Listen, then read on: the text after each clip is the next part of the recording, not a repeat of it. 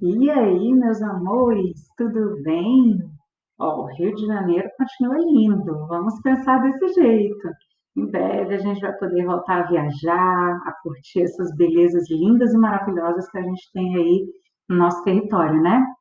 Vamos para a nossa aula gravada dessa semana? Vamos lá? Nós separamos alguns exercícios aqui para a gente fazer a correção. E, assim, sugiro que vocês deixem o caderninho do lado, deixem o livro didático de vocês do lado. Sentiu dúvida em alguma coisa, para o vídeo, escuta a explicação. Ah, professora, ainda continuei com dúvida. Manda uma mensagenzinha lá no Google Sala de Aula, pode mandar um e-mail também, tá bom? vania.benevelli@equipedavinci.com.br. E pode tirar dúvida também na aula ao vivo. Professora, fiquei com dúvida numa atividade que você mostrou lá na aula gravada. Pode tirar minha dúvida? A gente volta, abre o slide bonitinho e tira essa dúvida.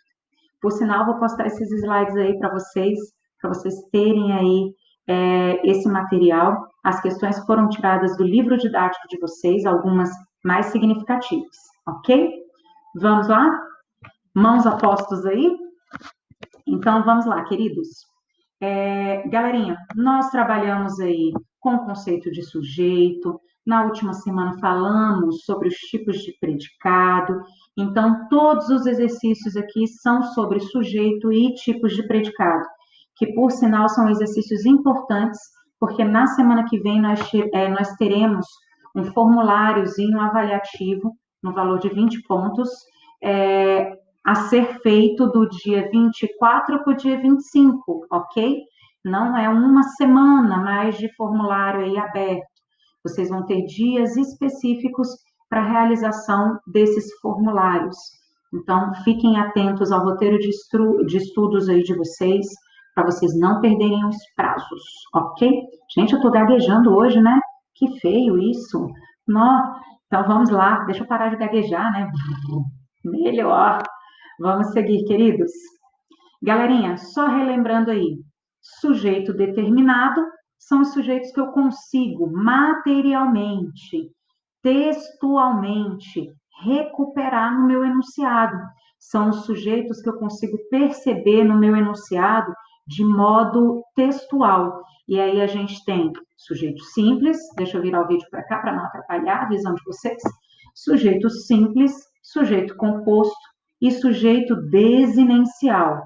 Desinencial desde que o contexto me mostre isso daí bonitinho pela desinência do verbo ou por ter sido mencionado anteriormente, ok? São sujeitos que são determinados pelo contexto. Os indeterminados pelo contexto, a gente não consegue perceber por nenhum recurso linguístico identificar esses sujeitos. Então, eu tenho tanto o sujeito indeterminado quanto a oração sem sujeito, ou sujeito inexistente aí nessa situação. Como que o sujeito indeterminado propriamente dito funciona? Verbos na terceira pessoa do plural, sem referente explícito. Então, roubaram, pegaram, comeram.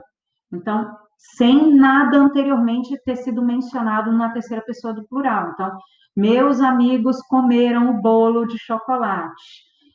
Tomaram refrigerante. Esse tomaram também está se referindo aos meus amigos, então aí é desinencial. Agora, se simplesmente foi sem contexto nenhum, tomaram refrigerante sem contexto nenhum, aí é sujeito indeterminado, é o caso clássico de sujeito indeterminado que a gente tem. A outra forma é verbo na terceira pessoa do singular, mais partícula ser. Essa partícula sendo o índice de indeterminação do sujeito. E, galera, não é qualquer tipo de verbo na terceira pessoa do singular, não. Senão vai confundir com voz passiva sintética, lembram-se disso? É verbo transitivo indireto, que exige preposição, verbo intransitivo, que não exige complemento, e verbo de ligação, que só liga o sujeito, que é ponte entre o sujeito e o predicativo. Então, verbo transitivo direto constrói voz passiva, e aí não vai ser índice de indeterminação do sujeito, vai ter um sujeito específico. Quando eu falo procura-se precisa-se de funcionários, esse precisa-se de funcionários é um verbo transitivo indireto. Então, aí eu tenho sujeito indeterminado. Vive-se bem em Brasília é verbo intransitivo, também sujeito indeterminado. Diferente de quando eu coloco procuram-se amigos. Tanto que o meu sujeito é amigos e o meu verbinho está no plural. Amigos são procurados. Eu tenho voz passiva aí e não sujeito indeterminado, ok? Vamos lá, o outro, oração sem sujeito ou sujeito inexistente, tá? Eu também não tenho nenhum elemento textual que mostre que tem ali sujeito. E geralmente esses verbos da oração sem sujeito são os nossos verbos impessoais. Verbo existir no sentido, verbo haver no sentido de existir ou de acontecer, ou com indicação de tempo decorrido, tempo passado. Há 5 anos não vejo. Então, há 5 pessoas nessa sala, existem 5 pessoas nessa sala. Então, esse verbinho aí fica na terceira pessoa do singular. Os verbos impessoais todos ficam na terceira pessoa do singular. Verbo fazer, indicando tempo decorrido também. Faz 2 anos que não vejo. Faz 2 anos que não viajo. Não é fazem, ok, gente? Por favor, a galera toda faz uma confusão em relação aí. Verbo fazer indicando tempo decorrido é a noção de verbo impessoal. Então, ele fica na terceira pessoa do singular. Sempre, Vânia, sempre. Ok? Verbo ser indicando marcações temporais. Faz sol, faz chuva. Então, indicando noção de tempo aí. Faz calor, também é impessoal. Verbos que expressam fenômenos da natureza. Chover, relampaguear, trovejar, também impessoais, ok? E aí, oração sem sujeito nesses casos. Tipos de predicado, amores, coloquei a nossa regrinha geral aí, as nossas expressões. Quem disse que só matemática tem expressão, né, gente? A gente também tem as nossas expressõezinhas aí.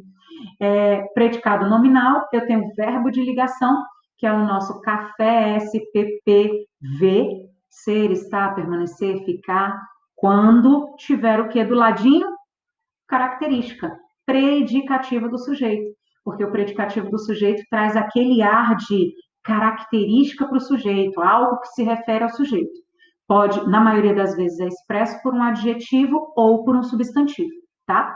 Então, predicado nominal aí. Núcleo do predicado nominal é o predicativo do sujeito. Predicado verbal, gente, eu tenho verbo significativo, são verbos que expressam valor semântico forte, de movimento, de ação, de deslocamento, de emoções, como chorar, sofrer, sorrir, amar, ok? São emoções. E seus complementos verbais, objetos ou termos acessórios, como adjuntos adverbiais, ok? Lembrando que a gente está vendo nessa semana a transitividade desses verbos significativos. Os verbos significativos podem ser intransitivos, transitivos diretos, transitivos indiretos ou bitransitivos. Intransitivos sem complemento obrigatório, transitivos com complemento obrigatório, podendo ser um complemento sem preposição obrigatória, que é do caso dos objetos diretos, ou com preposição obrigatória, que é do caso dos objetos indiretos, ok? Adjuntos adverbiais, galera, são termos acessórios e podem estar presentes em quaisquer tipos de verbos, ok? E eles trazem uma circunstância de tempo, de lugar, de modo, de certeza, né, de afirmação, de negação. Então, a gente precisa olhar esses termos acessórios com um pouquinho de cuidado. Predicado verbo nominal. Gente, é a nossa farofa. É o prato do brasileiro, porque mistura um pouquinho do predicado nominal com um pouquinho do predicado verbal. O núcleo do predicado nominal é o predicativo do sujeito, o núcleo do predicado verbal é o verbo significativo. E aí o predicado verbo nominal tem 2 núcleos. Olha como eles são bonitinhos. Então vai ter o núcleo sendo o verbo e o outro núcleo sendo o predicativo. Só que aqui a gente pode ter predicativo do sujeito ou predicativo do objeto, tá bom? Eu tenho verbo significativo, eu tenho complemento quando cabe, e eu tenho predicativo do sujeito ou predicativo do objeto. E pode acontecer com qualquer tipo de verbo. Então, quando eu falo assim, nossa, acordei cansada hoje, esse acordei é um verbo intransitivo, mas eu tenho um cansada aí. Esse cansado é um predicativo do sujeito. Então, eu tenho verbo significativo e, ao mesmo tempo, predicativo do sujeito, predicado verbo nominal. Comprei um carro super veloz. Então, comprei é um verbo transitivo direto, o meu objeto direto é carro, e esse super veloz é um predicativo do objeto direto, também predicado verbo nominal. Ok? Então, relembramos aí, vamos para os nossos exercícios, né? Esse vídeo vai ficar longo, estou pensando nisso aqui agora. Mas assim, tem necessidade da gente colocar uma revisãozinha aí antes dos exercícios, né, gente? Galerinha, uma tirinha aqui relativamente aos recursos sintáticos e semânticos identificáveis nas falas dos dois personagens, aponte a afirmativa incorreta, ok? Tá em negrito aí, mas nem toda prova coloca isso em negrito, tá, gente? Então, a leitura do comando é bem importante. Você sabe mexer com o computador? Claro, observe. Fala, calculadora de bolsa. De onde te importaram? De Neandertal? Ficou uma arara, aí o computador assim, fervendo ali, né?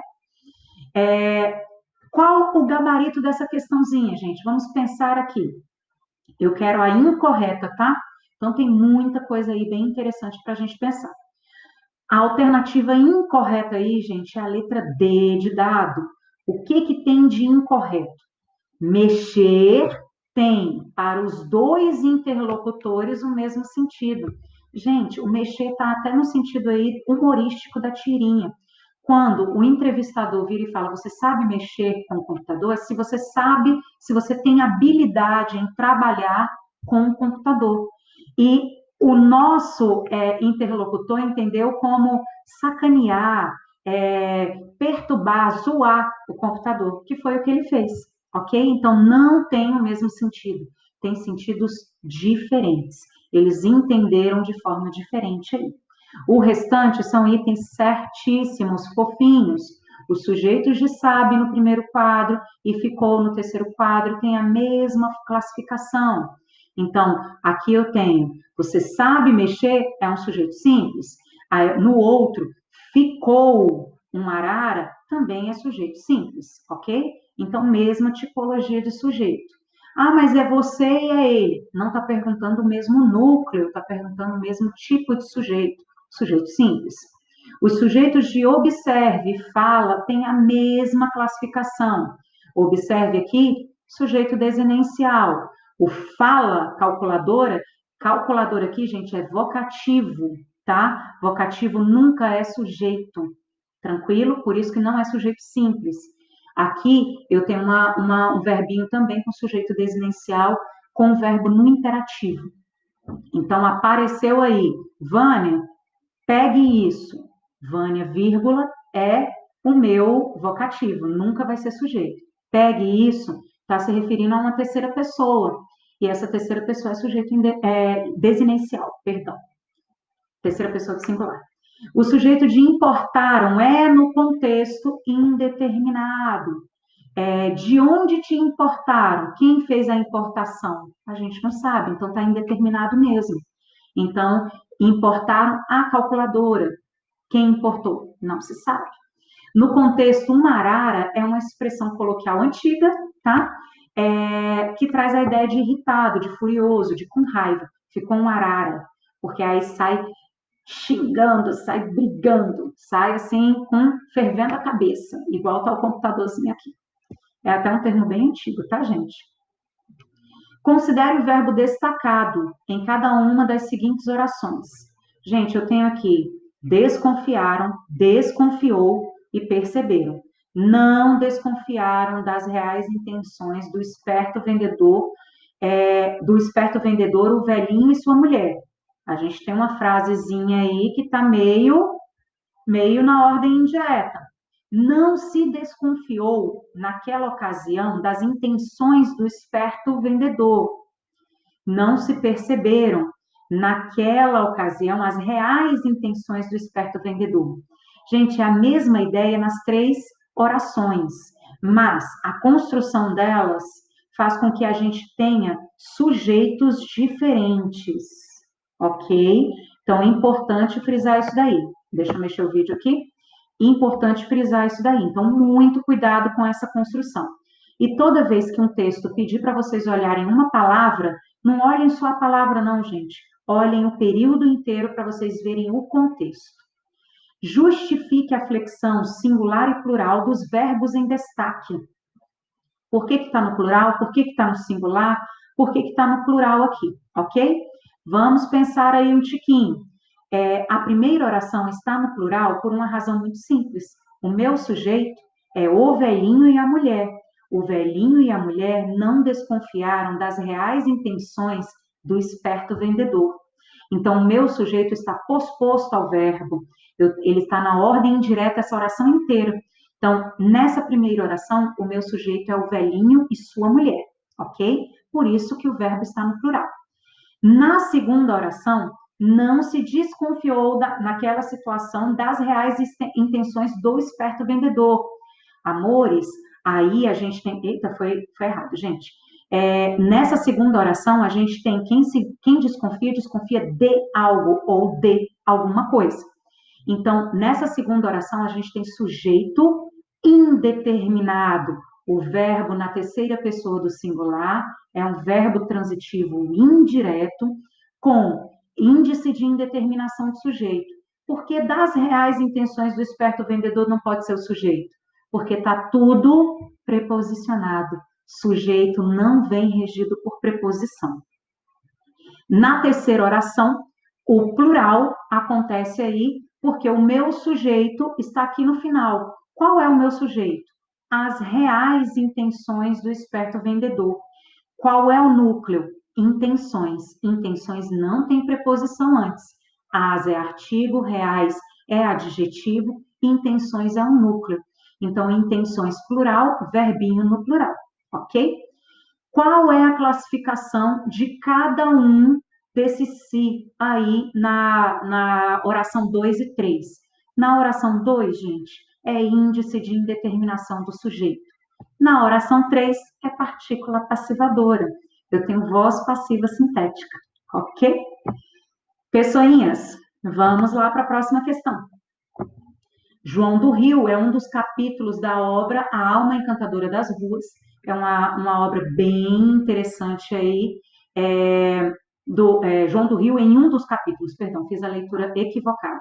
É uma obra bem interessante do modernismo brasileiro, e essa obra vem falando muito sobre as plaquinhas de comércio, né, de publicação assim, de comércio no Rio, em especial da virada do século XIX para o século XX, ok? Então, é bem legal de pensar isso, aquele rio antigo, em especial. E essas plaquinhas, até hoje, são bem interessantes para a gente pensar o quê? Voz passiva e também o quê? Sujeito posposto ao nosso verbo. Então, ordem indireta aí. Vamos dar uma olhadinha aqui. Colocou-se aqui um fragmento dessa obra. E o outro, encarregado de fazer as letras de uma casa de móveis, vendem-se móveis, quando o negociante veio a ele. Você está louco a mangar de mim? Esse mangar aí é de zoar, tá, gente? De zombar. Por quê? Que plural é esse? Vendem-se, vendem-se. Quem vende sou eu, e sem sócios. Ouviu? Corte o M, ande. As letras custam dinheiro, custam aos pobres pintores. O rapaz ficou sem o M que fizera com tanta perícia. Mas também, por que estragar, né? Então, olha só, o que é interessante de pensar aqui? O João do Rio, autor da obra A Alma Encantadora das Ruas, brinca com a sintaxe aí. Então, a gente tem uma função metalinguística nesse fragmento, tá, gente? O argumento do negociante, né, o argumento do dono aí em si, Foi um argumento para cortar a letra M, porque na cabeça dele, quem está vendendo é ele. Mas o nosso pintor estava de acordo com a norma padrão da língua portuguesa. Por quê, gente? Verbo transitivo direto, ó. Quem vende, vende algo ou alguma coisa. Móveis são vendidos. Então, eu tenho um verbo transitivo direto mais partícula passivadora. Então, sim, deve estar no plural. Vendem-se móveis. Móveis são vendidos. Móveis aí é o sujeito. Só que o nosso negociante achou que ele é que era o sujeito, não é um monte de gente que está vendendo. Na cabeça dele, ele viu esse vendem como eles vendem móveis. Ele não pensou numa voz passiva sintética aí. Por isso que quando a gente pega anúncios de jornal, que aparece assim, vende-se casas, a gente tem um desvio à norma padrão, vendem-se casas, ok? Procuram-se amigos, então, amigos são procurados, também deve estar no plural, porque o meu sujeito está posposto ao verbo. É um sujeito simples aqui, tá? Móveis são vendidos. Próxima questão. A gente tem um fragmento aqui do poema do Olavo Bilac, escritor parnasiano. Vocês vão ver na segunda série aí do ensino médio. É um escritor que priorizava muito a estrutura do texto, a métrica, a rima, o encadeamento da sonoridade e, consequentemente, também priorizava muito a visão do fazer poético. Então, ele tinha aí uma função poética e uma função metalinguística muito latentes na escrita das suas poesias, ok? Esse poema é o poema Via Láctea, é um poema bem interessante dele, que ele faz uma metáfora aí gigantesca da ação do poema, né, do poeta com a construção da poesia, com a beleza, a profundidade, a infinitude do universo, em especial a beleza da Via Láctea, ok? Hoje, entre ramos, a canção sonora, soltam festividade os passarinhos, tinge o cimo das árvores a aurora, sonora e aurora. Palpitam flores, estremecem ninhos, passarinho com ninhos. Eu tenho aí uma rima alternada bem bonitinha. Sonora, adjetivo, aurora, substantivo, rima rica. Passarinho e ninhos, dois substantivos, rima pobre. Só relembrando aí a literatura para vocês rapidinho, tá? Queridos, para compreender adequadamente esse trecho, é necessário primeiro identificar o sujeito dos 4 verbos que neles ocorrem. Identifica o sujeito. Uma outra característica muito comum dos parnasianos, que priorizavam essa estrutura linda e maravilhosa, era usar o hipérbato ou inversão sintática. Aquela figura de linguagem que a gente tem a ordem indireta dos elementos da sintaxe. Então, muitas vezes, o sujeito aparecendo posposto ao verbo. Olha só, hoje entre ramos, a canção sonora. Então, vamos pensar aí. Soltam festivamente os passarinhos. Soltam festivamente os passarinhos. Gente, que sujeito é esse? Esse meu verbo está o quê? No plural. Então, eu tenho que ter um sujeito no plural? Não dá para ser um sujeito no singular? Então, a gente precisa pensar nesses elementos aí.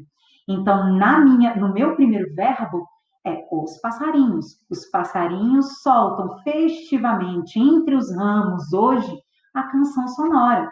Então, soltam aí é um verbo transitivo direto que tem um objeto sendo a canção sonora e o sujeito sendo passarinhos. Aí, festivamente, entre ramos e hoje são adjuntos adverbiais. Tinge o cimo das árvores a aurora, de novo ordem direta.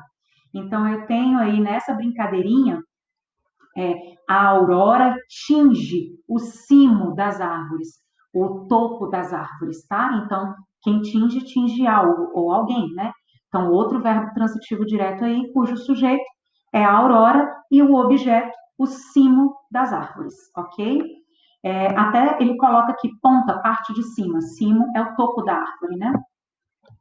Palpitam flores. Aí, gente, ó o sujeitinho aí do ladinho. Flores palpitam. Essa é facinho. Estremecem ninhos. Também facinho. Ninhos estremecem. Então, só ordem indireta aí bonitinho. O sujeito é o elemento sintático da oração com o qual o verbo estabelece uma relação de concordância. O verbo vai concordar diretamente com o sujeito. Se o sujeito é plural, o verbo no plural. Explique por que no verso 3 o critério de concordância é insuficiente para identificar o sujeito, gente. Galera, só no verso 3 aqui, tinge o cimo das árvores a aurora, a gente tem um problema muito sério, porque tudo está no singular. O objeto está no singular, o sujeito aqui também está no singular, a gente tem que pensar aqui nos elementos semânticos. Quem tinge o topo das árvores? Agora, o topo das árvores tem como tingir a aurora, que é o nascer do dia? Não, tem que ser o contrário. Então, não dá para ser somente uma questão de concordância, porque o verbo está na terceira pessoa do singular e o objeto e o sujeito também estão em situação de terceira pessoa do singular. Então, eu tenho que ir para a semântica. É a aurora que vem com o seu brilho do amanhecer, que tinge, que traz o dourado para o topo das árvores, que traz a luz para o topo das árvores. Então, eu tenho que ir muito mais pela metáfora e pela interpretação semântica do que pela questão sintática aí. Estes elementos, em que elementos semânticos da oração precisamos nos apoiar para identificar o sujeito do verso 3? Eu acabei até de responder para vocês aí. Eu preciso me apoiar na metáfora e saber qual é o conceito, por exemplo, de aurora. A aurora é a luz do amanhecer do dia, então aquela alvorada, aquele brilho do nascer do sol. Então, esse brilho do nascer do sol, do dourado aí, é que vai tingir, é que vai colorir o topo das árvores. Então, eu tenho que pensar nesse sentido. Reescreva os 4 versos, passando as orações para a ordem direta. Então, os passarinhos soltam a canção sonora entre ramos, hoje, festivamente. Isso daí é ordem direta. A aurora tinge o cimo das árvores, flores palpitam, ninhos estremecem. Eu já tinha respondido para vocês lá no item A, mas só para poder enfatizar aí, ok? Vamos lá? Queridos, vamos. Tem no slide aí também as respostinhas, caso vocês sintam dificuldade para poder pegar pela minha fala. E vamos aqui, vou ficar bem no meio, porque não atrapalha aí o texto, tá bom? Considere este período. Nas instruções destinadas aos consumidores, não aparecerão, por determinação do fabricante do produto, termos científicos. Por que o verbo está no plural? Galerinha, porque esse verbinho aí está, de fato, concordando aí com aparecerão termos científicos. Termos científicos não aparecerão nas instruções destinadas aos consumidores por determinação do fabricante do produto. Coloquei a frase aí para vocês na ordem direta, tá bom? O sujeito apareceu aqui posposto ao verbo. Mantendo o tempo verbal, reescreva o trecho substituindo o verbo aparecer por haver. Por haver vai ficar uma oração sem sujeito, gente. É o caso mais importante aí nessa questão. Então, não haverá terceira pessoa do singular, mas eu tenho que fazer o ajuste para o tempo verbal no futuro. Aparecerão futuro do presente do indicativo.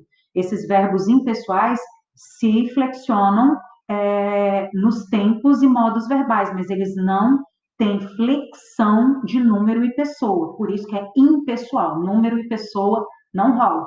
Então, não aparecerá, né, não haverá, perdão, por determinação do fabricante do produto, termos científicos, ok? E aí, termos científicos vai ser objeto do verbo haverá. Com o verbo constar, não constarão, não restarão, não existirão. Tudo na terceira pessoa do plural, no futuro do presente do indicativo, ok? Flexionam bonitinho esses outros 3 verbos, mas o verbo haver não, porque ele se torna o quê?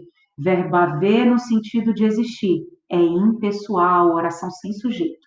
E aí, termos científicos deixa de ser sujeito, e passa a ser o objeto direto do verbo haverá.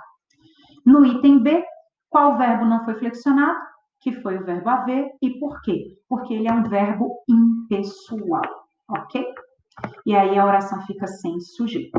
Galerinha, a maioria das turmas eu fiz esse exercício na aula ao vivo da semana passada, para saber qual é o tipo de verbo que nós temos aí, se é um verbo de ligação ou um verbo significativo.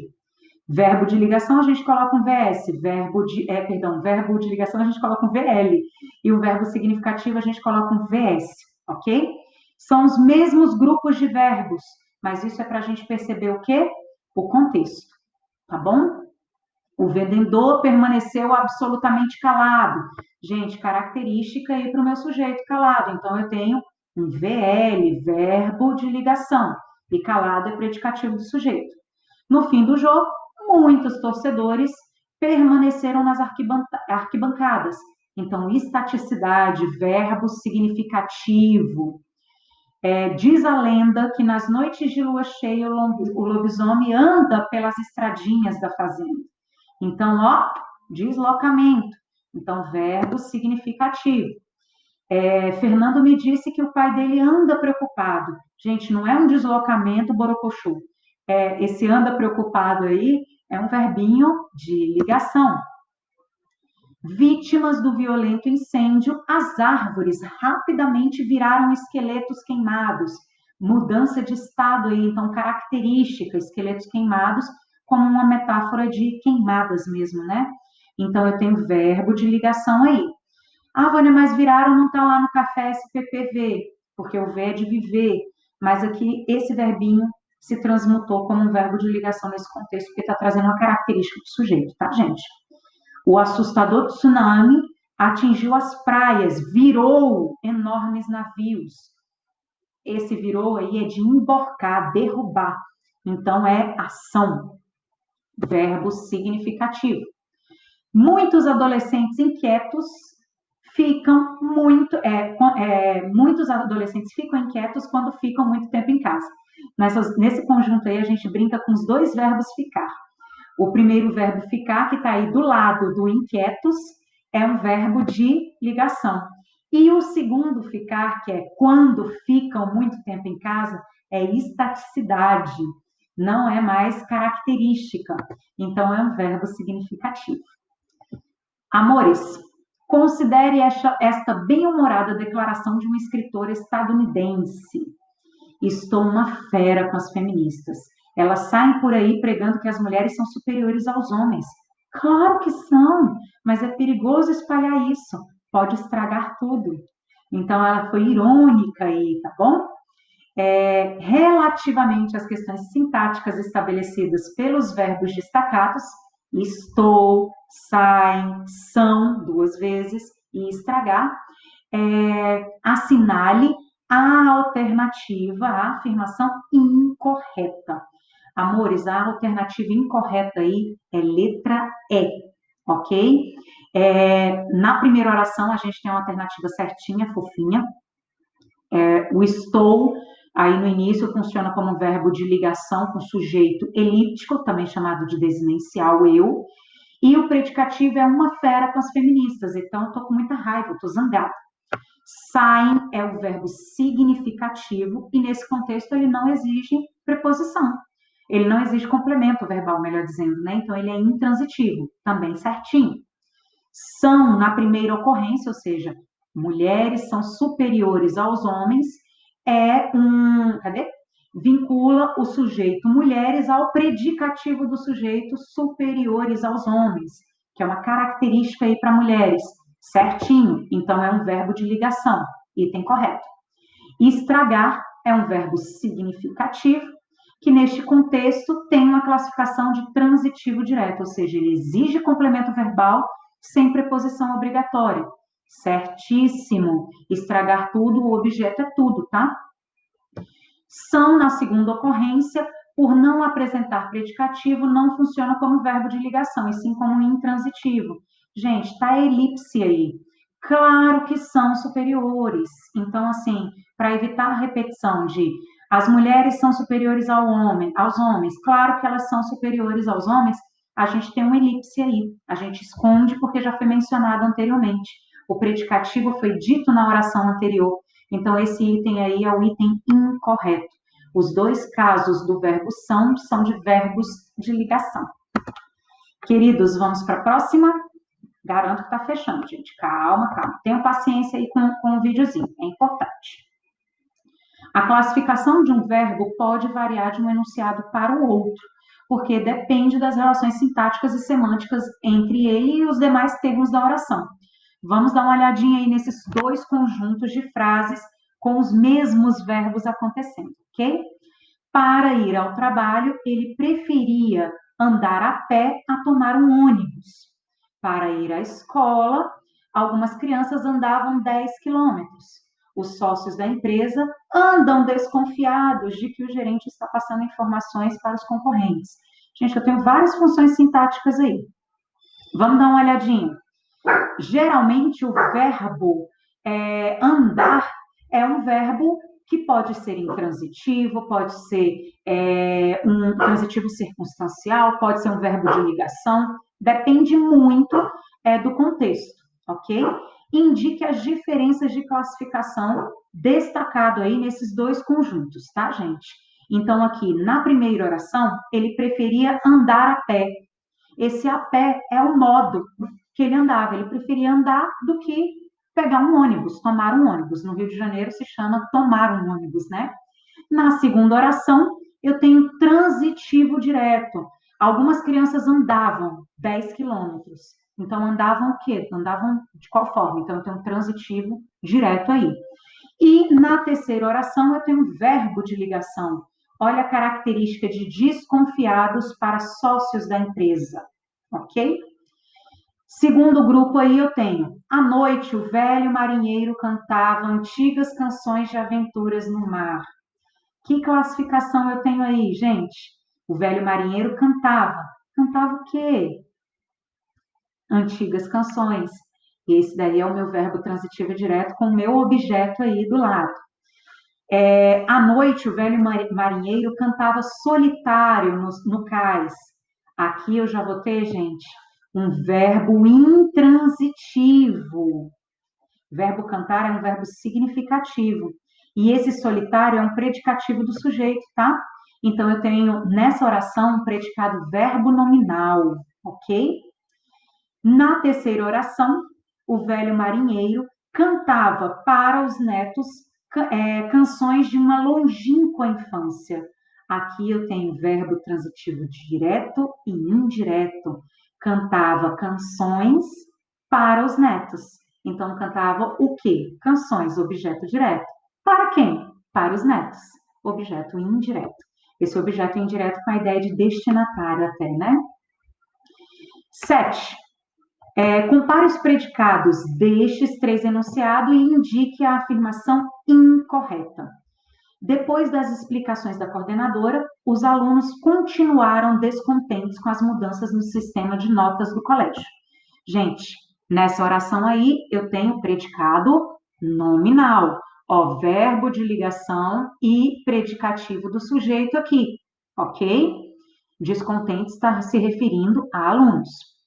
2. Depois das explicações da coordenadora, os alunos continuaram na sala de aula. Então, continuaram aí dando a ideia de estaticidade. Eu tenho um verbo significativo e esse verbo está aí como intransitivo. Eu tenho predicado verbal aí. 3. Depois das explicações da coordenadora, os alunos continuaram na sala de aula descontentes com as mudanças no sistema de notas do colégio. Verbo trazendo continuar com estaticidade, então verbo significativo, e ainda colocou o predicativo do sujeito. Então, predicado, verbo nominal, ok? Qual é a alternativa incorreta aí, galerinha? Item E. Em 1 e 2, embora os predicados tenham classificações diferentes, o sentido do verbo continuar é o mesmo. Tá errado, galera. Verbo continuar aqui é verbo de ligação. Verbo continuar em 2 e em 3 são verbos significativos intransitivos. Então, eles têm sentidos totalmente diferentes de um. A alternativa incorreta é a letra E, ok? Queridos, estes foram os exercícios dessa semana. Eu espero que vocês tenham compreendido tudo direitinho. Eu espero que eu tenha sido clara para todos vocês. Caso haja qualquer dúvida, eu estou à disposição para tirar essas dúvidas de vocês, tá bom? Um beijo grande, uma boa semana, bom fim de semana, e eu espero vocês semana que vem para a gente fazer o nosso formulário, nosso primeiro formulário avaliativo desse terceiro período, e também para a gente estar juntinho. Lembrando que quem tiver aula no primeiro horário comigo, a gente vai tomar aquele café da manhã junto, com o olho remelento, tá bom? Mas a gente vai tomar o café da manhã juntinho. E quem tiver o último horário, a gente põe o nosso prato de arroz, feijão, farofa e ovo, e a gente tem a nossa aula juntinhos, almoçando juntos, tá bom? Beijo grande, boa semana, bom fim de semana.